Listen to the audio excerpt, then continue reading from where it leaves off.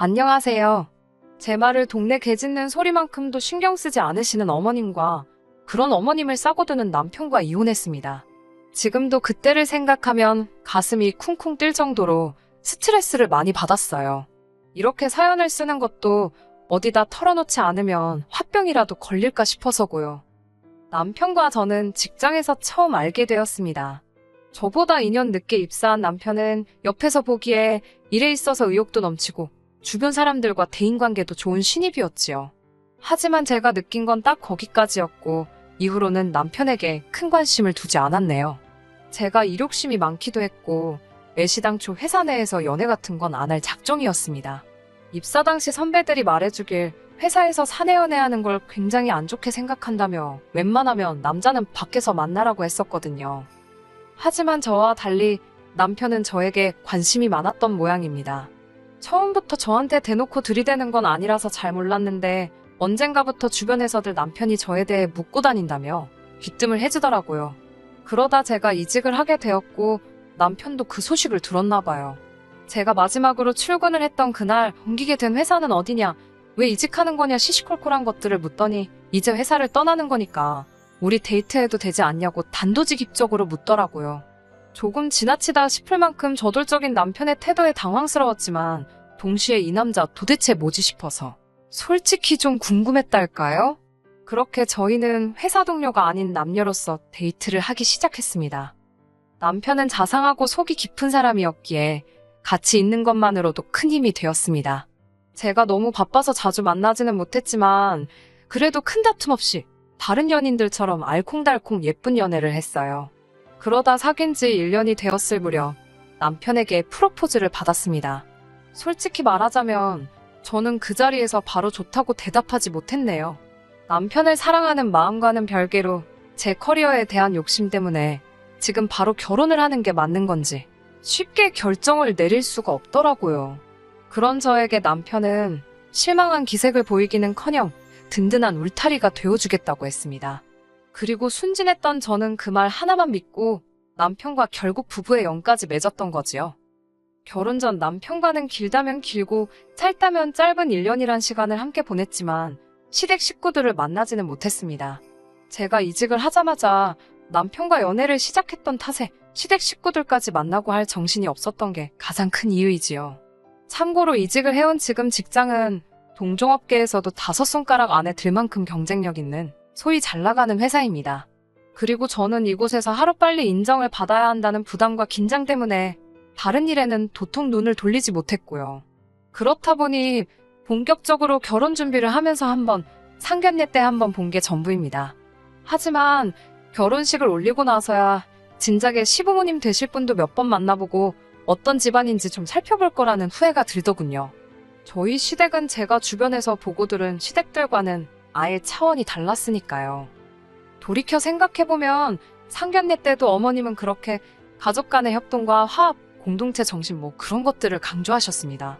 그러면서 저더러 무슨 고부 갈등이네 시누이 지시네 뭐네 그런 말도 안 되는 이야기들은 걱정하지도 신경 쓰지도 말라고 하시더군요. 이어서 말씀하시기를 시댁 식구들은 사촌들까지 포함해서 그렇게들 서로 우애가 좋답니다. 실제로 남편에게는 결혼한 사촌 형제들이 있었는데 그 배우자들끼리도 그렇게 사이가 좋다며 자매가 따로 없다고 하시대요. 솔직히 하나부터 10까지 어머님이 하시는 말을 다 믿은 건 아니지만 그래도 어머님께서 워낙 자신만만해 하셨고 어머님 옆에 앉은 남편도 진짜고 사실이라며 추임새를 넣어대는 걸 보곤 다들 서로서로 사이가 좋긴 좋은가 보다 싶더라고요. 신혼여행에서 돌아온 날이었습니다.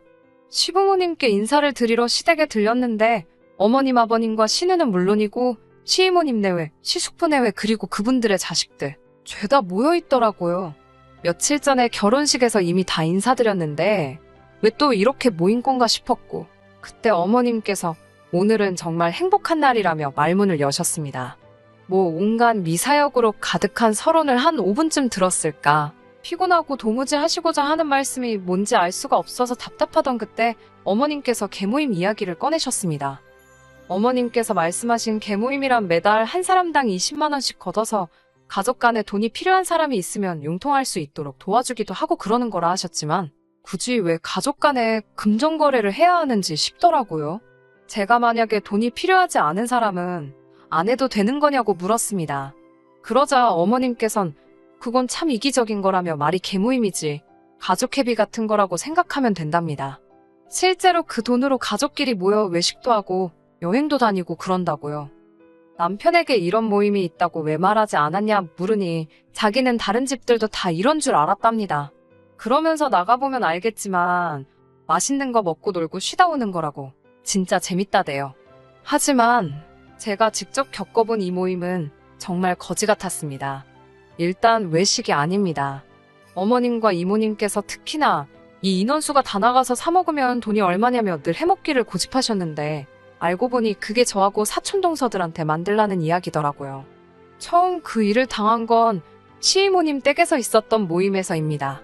당연히 어디 고깃집이나 가겠거니 했는데 차로 1시간을 달려 도착한 곳이 시이모님 댁이었으니 이렇게 말해서 좀 그렇지만 20평도 안 되는 아파트에 열댓 명의 성인이 모인 상황이었습니다. 어찌나 갑갑하고 여름이었던지라 에어컨을 틀었는데도 훅훅 찌더라고요. 게다가 집이 작다 보니 부엌이라고 해봤자 음식을 조리할 공간도 마땅치가 않았는데 그럼에도 불구하고 어머님과 시이모님께서는 음식을 해먹자고 조금만 고생하면 같은 돈으로 훨씬 맛있게 먹을 수 있다면서요. 그러더니 저와 사촌동서들에게 장을 봐오라 하셨습니다. 황당했지요.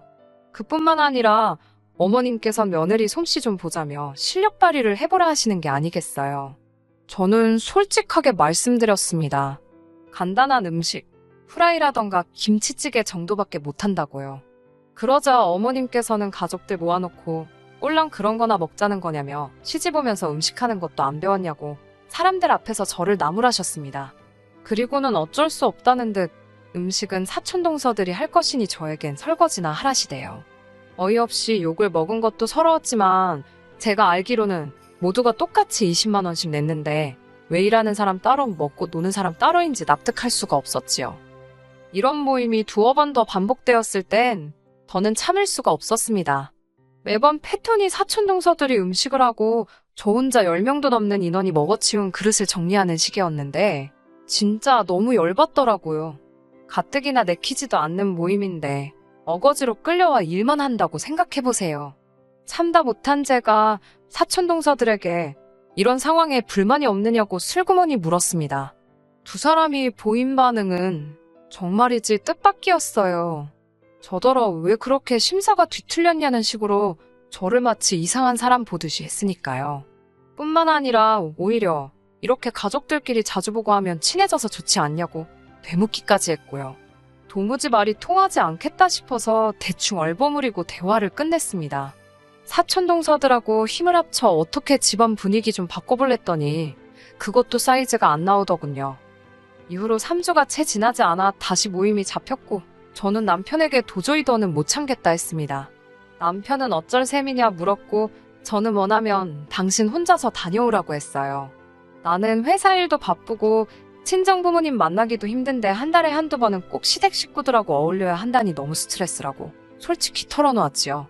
그러자 남편도 일단 알겠다며 남편이 정확히 어머님께 어떻게 전달을 했는지는 모르겠습니다만 그날 밤 어머님께서 장문에 문자를 보내셨더라고요. 제가 지금 목숨 바쳐 충성할 곳이 회사인지 시댁인지 잘 판단하라고 현명하게 처신하라는? 어이가 없었지만 몰아대꾸한들 욕이나 먹겠다 싶어서 적당히 알겠다고 둘러댔습니다. 이후로 한동안은 평화로운 시간이었어요. 회사 일은 여전히 미친 듯이 많고 바빴지만 적어도 주말 하루는 늘어지게 잘 수 있었으니 살겠더라고요. 그 와중에도 남편은 걸핏하면 같이 안 갈 거냐 물어왔고 저는 저대로 생돈 20만 원이 나가는 게 너무 아까웠지만 이 정도는 감수해야겠다고 생각했달까요. 하지만 그 행복은 오래가지 못했습니다. 사건의 시작은 재택근무예요. 얼마 전부터 회사의 몇몇 부서가 재택근무화 되었는데 제가 소속된 부서도 그중 하나였지요. 제가 재택근무를 하게 되었다는 소식은 금세 어머님께도 들어갔던 모양입니다. 어머님께서 전에 없이 들뜬 목소리로 연락을 해오셨는데 연신 잘 됐다고 그러시더라고요. 그리고 어머님이 그토록 좋아하셨던 이유를 알게 되기까지는 오랜 시간이 걸리지 않았습니다. 제가 재택근무를 시작한 이후로 어머님께선 하루가 멀다 하고 연락을 해오셨고 걸핏하면 여기 가자 저기 가자 시댁에 오라가라. 참다 못한 제가 재택근무도 근무라고 말씀을 드렸지만 어머님은 어쨌든 집에 있는 거 아니냐며 뭐가 문제냐는 식이셨어요. 혹시 어머님께서 재택근무가 뭔지 모르시나 싶어서 저는 재택근무가 뭐고 어떻게 돌아가는 건지 조근조근 설명을 해드렸습니다만 어머님께선 그런 어려운 소리 당신은 못 알아듣겠답니다. 컴퓨터만 켜놓으면 지들이 어떻게 아냐고 우기시는데 더는 어떻게 설명해야 할지도 모르겠어서 집 밖으로 나가면 회사에서 돈을 안 준다고 그냥 그렇게 말씀드렸습니다. 그러자 어머님께서는 오기 싫다는 소리를 아주 어렵게도 한다면서 잘 알겠다고 저더러 핑계도 좋다고 빈정거리셨지요. 기분은 찜찜했지만 적어도 이 정도 했으면 어머님이 더는 저를 괴롭히지 않으실 거라 생각했습니다. 그런데 다시 한 2주쯤 지났을까 어머님께서 이번 개모임은 저희 집에서 하기로 했다고 통보를 해오셨어요. 저는 당연히 안 된다고 말씀드렸습니다. 집에서 일을 하다 보니 업무에 관련된 자료도 집에 너무 많이 와 있었고 이걸 지금 다 치울 방법이 없다고 차라리 식당으로 가시면 제가 어느 정도 보태드리겠다 했습니다. 하지만 어머님께서는 너야말로 네 시애미 체면은 생각도 안 하냐면서 당신 형제들 보기가 남부끄럽답니다. 시이모나 시삼촌 자식들은 사위고 며느리고 다 와서 하우후 즐겁게 어울리다 가는데 저만 왜 이렇게 삐딱선을 타는지 모르겠다고요. 저는 연신 죄송하다 소리만 하면서 그래도 저희 집으로 오시는 건 안 된다고 말씀드렸습니다. 제 나름대로 강하게 선을 그었어요. 설마 무대뽀처럼 들이닥치는 건 아니시겠지. 그때만 하더라도 그 정도의 믿음은 있었지요. 하지만 설마 했던 일이 벌어졌습니다. 금요일 오전부터 몸이 너무 아파서 재택인데도 불구하고 병가를 낼 수밖에 없었습니다. 남편은 출장 중이었기 때문에 새벽에는 혼자 간신히 운전해서 응급실까지 다녀왔고요. 그래도 링거라도 한 방 맞고 온 덕분인지 토요일 11시쯤 되어서 간신히 눈을 뜰 수 있었고 뭐라도 먹어야지 싶어서 냉장고를 뒤적이는데 어머님께서 전화를 걸어오셨습니다. 1시간이면 도착하신다며 손님 맞을 준비를 하라나요. 황당하고 어이가 없는 상황에 뭐라 할 말도 없었지만 이대로 당할 수는 없었습니다. 무엇보다 당신 아들도 없는데 도대체 왜 저희 집에서 모인다는 건지 이해를 할 수가 없었지요. 시간을 확인할 새도 없이 남편에게 전화를 걸었습니다. 그런데 남편에게 상황 설명을 하니 무슨 재밌는 이야기라도 들은 듯 웃더라고요. 제가 장난하지 말고 빨리 어머님께 전화드려서 돌아가시라고 하라고. 지금 1시간 내로 수습할 수가 없다. 집도 너무 지저분하고 나 오늘 정말 아프고 피곤해서 음식 못한다고. 그런데 남편이 한다는 소리가 일단 진통제라도 먹으랍니다. 가족들을 헛걸음하게 할 수는 없지 않냐면서요. 남편이 진짜 말이라도 내가 어머님께 잘 이야기해보겠다. 일단 몸부터 챙겨라 이런 식으로 했다면 저희가 이혼까지 하는 일은 없었을 겁니다. 하지만 남편의 어이없는 반응에 저도 정말 화가 나더라고요. 저는 절대로 안 열어드릴 거라고 헛걸음 하시든지 말든지 나는 모른다고 분명히 안 된다고 했는데 왜 들이닥치시는 거냐고 소리를 질렀습니다. 남편은 왜 자기한테 난리냐며 그러면 저더러 알아서 막아보랍니다. 제가 안 열어드리면 자기가 비밀번호를 알려드릴 거라면서 일 크게 만들지 말라나요. 그리고 자기도 지금 출장 중이고 일하는 중이니 이런 일로 연락하지 말라대요. 식구들 챙기고 하는 건 며느리가 할 도리 아니냐면서요. 남편의 개소리를 듣고 있으니 내가 뭐에 씌어서 이런 인간이랑 결혼을 했나 싶은 회의감이 밀려왔습니다. 저는 일단 현관 비밀번호부터 바꿔버렸어요. 그리고 어머님께 전화를 드렸습니다. 제가 너무 아파서 안 된다고 하니 집에서 컴퓨터만 하는데 왜 아프냐며 전부터 제가 핑계가 많고 거짓말을 밥 먹듯이 한다며? 이런 쓸데없는 소리할 시간에 집이나 치우랍니다. 당신 얼굴에 먹칠하지 말라나요. 남편과 어머님, 두 사람에게 쌍으로 싫은 소리를 들으니 기분이 어찌나 나쁘던지 분해서 이를 갈고 있는데 누군가 초인종을 누르더군요. 내다보니 아니나 다를까 어머님이셨습니다. 저는 죽은 듯이 아무런 소리도 내지 않았어요. 그러자 이번엔 현관을 두들기기 시작하셨습니다. 계속해서 인터폰으로 밖을 내다보는데 시부모님뿐만 아니라 그 많은 시댁 식구들이 다 왔더라고요. 어이가 없어서 정말 제 이야기는 귓등으로도 안 들으셨구나 싶어서 헛웃음이 다 나대요. 그때 급기야 삑삑삑삑 어머님께서 비밀번호를 누르시기 시작하셨습니다. 암만 시도하시면 뭐하나요? 제가 바꿔버렸는걸. 한 5번 틀리니까 현관에서 시끄러운 알람 소리가 울려대기 시작했고 급기야 옆집에서 인터폰을 한 건지 경비 아저씨까지 올라오셨더군요. 전 계속 아무 소리도 내지 않고 있었습니다만 어머님의 쩌렁쩌렁한 목소리 덕분에 상황이 어떻게 돌아가는지 파악이 다 되었습니다. 경비 아저씨께선 여기 거주하시는 분도 아닌데 이러시면 안 된다. 경찰 불러야 한다고 경고를 주고 계셨고 어머님은 내 아들 집이라며 고래고래 소리를 지르시고 그렇게 한 시간은 지났을까요? 신랑이 끝에 다들 포기하고 돌아가는 것 같았습니다. 그때 어머님께서 또다시 전화를 걸어오셨고 이번엔 받았지요. 어머님께서 다짜고짜 저더러 지금 이게 뭐하는 짓이냐며 욕을 하시길래 전 지금 집에 없다. 제가 분명히 오지 마시라 하지 않았냐고 받아쳤네요. 그러자 세상천지 저 같은 며느리가 어디 있냐며 저더러 패급 며느리랍니다. 공짜로 줘도 안 데려다 쓸 며느리라나. 그러면서 제가 당신 얼굴에 똥칠하고 식구들 시간 낭비하게 한 괘심죄라며 이번 회비로 100만 원을 내라시대요. 어이가 없어서 저는 어머님께 경찰 안 부른 걸 다행인 줄 아시라고 쏘아붙였습니다. 그리고 이튿날 출장에서 돌아온 남편은 이게 다 무슨 난리냐며 저에게 전후 사정은 묻지도 않고 밑도 끝도 없이 제 탓을 하기 시작했어요. 어머님이 아기가 있어서 그러신 것도 아니고 이제 제가 한 가족이 된 만큼 다른 식구들하고 친해졌으면 하는 마음에 그러시는 건데 그거 하나 못 맞춰드려서 이 소동을 일으키냐고요.